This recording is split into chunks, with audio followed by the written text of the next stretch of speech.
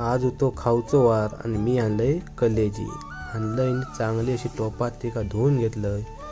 धुवून झाल्यानंतर आपण हवे तसे पीस करून घ्यायचे त्याचे। तसे मी माका हवे तसे 4-5 एका कलेजीचे पीस केलंय।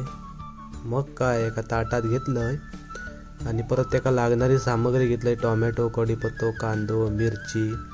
एका टोप ठेवलंय गॅसवर आणि त्या टोपात टाकले कांदो चरचरावून उडोक लागलो वरती। मग टाकले टोमॅटो, स्टेप बाय स्टेप करायचा। कढीपत्ता टाकलाय आणि जरा तिखट होऊसाठी 2 हिरवी मिरची।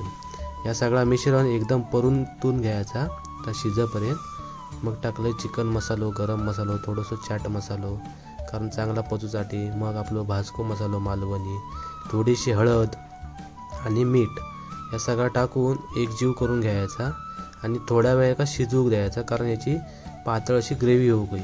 ती शिजल्यानंतर आपण जी कलेजी बारीक केलेली होती ती आतमध्ये टाकायची आणि चांगले वर खाली परतून घ्यायची। पुऱ्या कलेजीत मसालो सगळं लागू हवं।